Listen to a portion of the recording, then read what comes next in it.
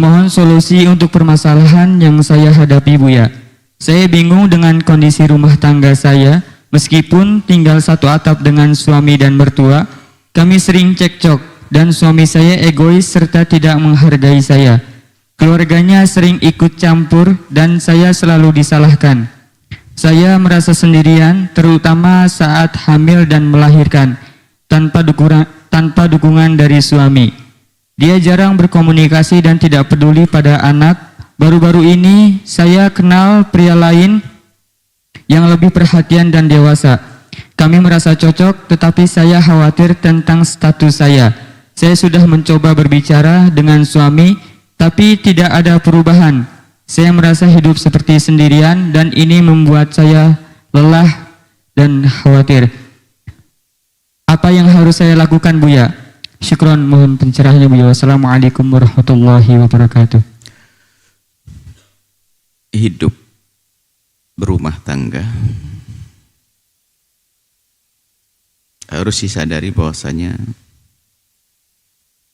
di balik kehidupan itu ada ridho Allah, pahala dari Allah. Maka bukan sekedar kita berusaha untuk menjadikan pasangan itu senang, tapi juga saling menguatkan. Mungkin seorang istri mendapatkan perlakuan kurang baik bukan dari suaminya. Suaminya sangat baik barangkali. Dari mungkin keluarga suami. Maka tugas suami di sini adalah menguatkan hati sang istri. Ditambal hatinya yang saat itu mungkin sering dimarahi oleh keluarganya. Dan begitu sebaliknya. Jadi hidup itu ya seperti itu. Jangan sampai hidup itu membuat orang tersiksa terus. Na'udzubillah. Apa indahnya menyiksa orang? Dari mana keindahan orang membuat sakit orang lain? Kecuali orang yang mentalnya salah, susah. Hatinya rusak. Bukan keindahan yang sesungguhnya adalah justru di saat kita memberikan kebaikan pada orang lalu kita senang, itu keindahan sejati. Apapun bentuknya.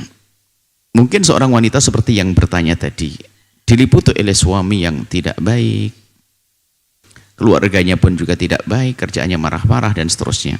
Tapi sebelumnya ya kita perlu koreksi diri. Apa yang menjadikan mereka seperti itu? Jangan-jangan Anda sebabnya. Mungkin Anda seorang menantu yang mohon maaf di rumah mertua habis makan piringnya dibiarkan begitu saja. Hari pertama, kedua mertua Anda diam saja. Hari ketiga mertua Anda kesel. Ini mantu apaan? Atau mungkin Anda seorang menantu yaitu mertuanya capek nyapu di dapur dan sebagainya, Anda hanya lewat-lewat begitu saja. Bahkan tidak sadar Anda membuat bungkus roti pas di depan orang mertua pas lagi nyapu. Apakah Anda sadar semacam itu? Bukan itu mantu yang bodoh. Mertua sibuk masak, ternyata apa? Menantunya hanya duduk-duduk saja. Guyon sama suaminya. Ya boleh guyon sama suami. Tapi kalau menjadikan ibunya, mertuanya seperti budak, dia hari pertama, kedua senang karena engkau adalah mantu. Tapi hari ketiga, keempat mungkin sudah mulai kesel. Kenapa? Ini mantu apaan? Setelah pulang, paluang kamu dengan suamimu pulang, tak taunya meninggalkan selimut, berantakan dan sebagainya. Mertua suruh ngerapikan. Nah, kalau model perempuan begitu, tiba-tiba mertuanya berubah, ya jangan disalahkan mertua. Wong mantu gak bener. Mantu gak punya perasaan. Jadi kita perlu koreksi sih, jangan-jangan keadaan suami, keadaan mertua itu adalah Anda sebabnya. Ini karena Anda tidak duduk langsung dengan Buya. Kalau duduk kan Buya tanya satu-satu. Ini untuk semuanya pelajaran. Jadi kalau ada mertua tidak baik, ipar tidak baik, semua tidak baik, jangan gampang menyalahkan orang lain. Jangan-jangan Anda memang akhlaknya tidak baik di situ. Di kamar, tok, makan pun di kamar, keluar dari pintu langsung kelihatan piring kosong. Yang ngambil iparnya. Ya ini kan sakit. Masuk rumah sakit gila perempuan itu. Saya ajari, anak-anak kita ajari yang benar hidup itu. Nah, atau seorang menantu laki-laki ke rumah mertuanya, Masya Allah. Kayak bos gayanya. Tidur sampai jam berapa. Siang bangun-bangun langsung makan. Sama mertuanya jarang senyum dan sebagainya. Nyapa enggak dan sebagainya. Ini model apa hidup kayak begitu? Jadi dari yang bertanya tadi kami coba dulu, barangkali Anda yang membuat kesalahan. Oke, anggap saja Anda wanita baik, sudah benar dan sebagainya. Suami Anda memojokkan Anda, keluarga memojokkan Anda. Anda menjadi sempit hati Anda, gelisah. Nah, yang harus Anda lakukan seharusnya menyelesaikan permasalahan ini. Dan siapapun yang punya permasalahan di rumah tangga, awas, hati-hati. Jangan sekali-kali berani mencoba cari kesenangan selain yang halal. Maka di saat Anda mencoba kenalan dengan laki-laki itu, maka sungguhnya umpan setan telah datang untuk Anda. Sehingga upaya untuk membenahi keluarga menjadi semakin jauh. Karena apa? Anda merasa, bahkan mungkin Anda lebih senang keluarga ini akan cepat dihancurkan, biar saya ganti ke laki-laki itu. Siapapun yang punya masalah keluarga di rumahnya, fokuslah menyelesaikan problem di rumahnya. Kalau ternyata permasalahan tidak bisa diselesaikan, Anda bisa pisah, baru Anda berpikir menikah lagi. Tapi jangan sampai dalam ikatan halal Anda melirik yang haram. Itu menjadikan usaha membenahi rumah tangga menjadi kecil, karena dia merasa sudah nyaman, teleponan, video callan, apalagi alasannya apa? Hiburan.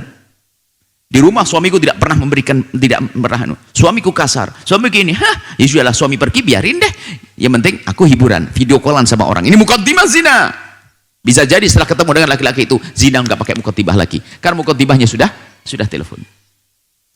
Anda jangan membuka hati Anda seperti itu. Itu menjadikan apa? Usaha Anda membenahi rumah tangga menjadi sempit, kecil. Ya, usaha Anda semakin kecil sehingga Anda pun menjadi, bisa saja Anda bagi gara-gara biar cepat dicerai. Dan harus tahu bahwasanya laki-laki seperti itu, kalau mengerti, Anda punya suami, kok laki-laki itu masih mau, berarti jahatnya double dia. Wong Anda sudah punya suami, kok masih mau dengan Anda. Jadi apa yang harus Anda lakukan? Selesaikan di rumah tangga Anda dulu. Damai yang sesungguhnya, atau kalau ternyata tidak bisa damai dan Anda tidak kuat karena memang dolim betul, Anda pisah. Setelah Anda berpisah, Anda berpikir tentang pintu halal yang baru lagi. Tapi kalau Anda masih dengan keluarga semacam itu, lalu Anda coba komunikasi, Anda punya double kesalahan. Di samping Anda tidak ingin menyelesaikan permasalahan dengan benar karena Anda merasa nyaman dengan dosa-dosa ini, naudzubillah, bisa saja kepleset setelah itu. Kenapa? Semakin pahit yang di rumah, seolah semakin manis di luar rumah. Sehingga Anda menerima telepon saja sudah gemeteran dari dia. Jujur kan? Anda yang bertanya, Anda menerima WA dari dia sudah gemeteran. Kenapa? Setan sudah bersama Anda. Anjuran kami, selesaikan rumah tangga. Kalau memang tidak benar keluarga Anda, selesai. Bukankah ada jalan perceraian? Setelah itu Anda bisa menikah dengan laki-laki yang Anda pilih, laki-laki yang baik. Tapi jangan merendahkan diri Anda dengan keharaman. Komunikasi sebelum halal, hati-hati. Yang bicara hanya setan. Bisa saja laki-laki itu baik karena memang dia pandai merayu. Bisa jadi WhatsApp yang dikirim kepada Anda, itulah dikirim kepada 10 perempuan. Karena kalau sudah orang itu pengkhianat, ya pengkhianat. Anda jangan mudah percaya. Untuk mengetahui kebaikan seseorang tidak hanya serta-merta dari WhatsApp, dari komunikasi, akan tapi dari rekomendasi orang soleh. Orang baik berkata dia baik, insya Allah baik. Seperti itu. Maksud kami apa? Selesaikan dulu urusan rumah tangga Anda. Pilihannya hanya dua, berdamai dengan keluarga dengan baik dan benar. Jika ternyata sudah tidak bisa dan Anda tidak kuat, ada cara berpisah. Baru setelah itu Anda berpikir tentang laki-laki lain. Makanya jangan sampai laki-laki tadi Anda bahas lagi. Tutup telepon mulai hari ini. Haram Anda berurusan dengan laki-laki itu. Sekarang berisi rumah tangga Anda. Kalau memang tidak bisa, Anda bisa mencari laki-laki yang lain, yang benar. Setelah itu, setelah selesai urusan Anda, setelah cerai masa iddah. Kenapa? Tidak boleh seperti itu. Dan ini bahaya sekali. Ada sebagian orang, ada seorang perempuan bertanya, aku dengan suamiku gimana ya kalau aku punya suami tapi aku hiburannya cari orang lain, hanya telepon-teleponan saja, hanya melalui video callan saja. Muqaddimahnya video callan itu nanti terbius, tiba-tiba bisa masuk kehinaan, zina tanpa dirasa. Karena apa? Sudah terbiasa. Dan ini kejadian semacam itu. Bukan suaminya tidak memberi nafkah, bukan suami tidak memberi, tidak. Karena memang busuk. Dia sudah dipengaruhi oleh pikiran-pikiran kotor. Imannya yang tidak ada. Imannya yang keropos. Jadi tolong adik yang solehah tadi, selesaikan rumah tanggamu. Ini adalah banyak mirip-mirip semacam ini gara-gara problem punya masalah di rumahnya. Yang punya masalah saja nggak boleh, apalagi tidak punya masalah. Naudzubillah. Hanya iseng, awas jangan iseng, merasuk hati. Yang punya masalah saja jangan, yang punya masalah cari hiburan di luar, nggak boleh. Itu menjadikan apa? Untuk mempertahankan, memperindah di rumah menjadi malas. Kenapa? Pun dia sudah senang-senang di luar kok. Akhirnya bisa naudzubillah zina. Muqaddimah zina. Seorang perempuan tiba-tiba gara-gara berkomunikasi dengan demikian, tiba-tiba janjian ngomong masuk hotel tiba-tiba. Dan dia yang biayai. Apakah tidak sebuah kebodohan? Bukan suaminya tidak memberi nafkah. Bukan suaminya punya masalah dengan dia. Bayangkan. Gara-gara membuka komunikasi tadi. Bukan suaminya zalim ke dia. Bukan suaminya tidak ngasih nafkah ke dia. Bukan suaminya tidak perkasa, tidak memberikan urusan dia. Tidak. Buka komunikasi. Buka komunikasi. Sehingga tiba-tiba janjian ngomong keluar, dia beli apa, masuk hotel. Imannya rendah. Maka jangan rendahkan dirimu, wahai saudariku yang bertanya. Selesaikan urusan keluargamu. Jika ternyata tidak bisa dan tidak bisa, ada jalan berpisah. Urusan anak Allah akan merawat nanti. Tapi kalau melakukan dosa, tidak. Muqaddimah jangan dianggap sepele. Kan hanya komunikasi. Memang ada hari ini orang zina langsung tutup poin kayak ayam begitu, ketemu langsung begitu. Nggak ada, mesti ada obrolan dulu, komunikasi dulu, mendekat. Itu. Anda sudah masuk pintunya. Sampai Anda sifati dia lebih bertanggung jawab, lebih nyaman, lebih ini. Itu bahaya sekali ya. Sengaja kami perpanjang jawaban ini karena banyak kasus-kasus serupa. Kalau punya masalah di rumah, bukan Anda mencari hiburan yang haram seperti itu. Tidak. Tapi yang halal, iya, mungkin hadir pengajian minta izin untuk menghilangkan itu boleh. Tapi kalau yang haram itu justru menjadikan ruwet di rumahnya nanti. Kenapa? Semakin pahit keadaannya di rumah. Karena diperbandingkan, laki-laki ini lebih lembut, lebih dewasa, lebih ngerti. Akhirnya suaminya lebih terpuruk. Sehingga mau membuat perdamaian susah. Itu bahaya. Takutlah kepada Allah, ya Allah. Saudariku tercinta, insya Allah rumah tanggamu indah. Bahagia ya. Yang terang-terangan dengan suami, kalau ternyata sudah tidak bisa dan tidak bisa, karena keras kepalanya mereka, itu lain cerita. Kan ada jalan untuk bisa. Tapi pisah yang benar. Bukan dengan permusuhan.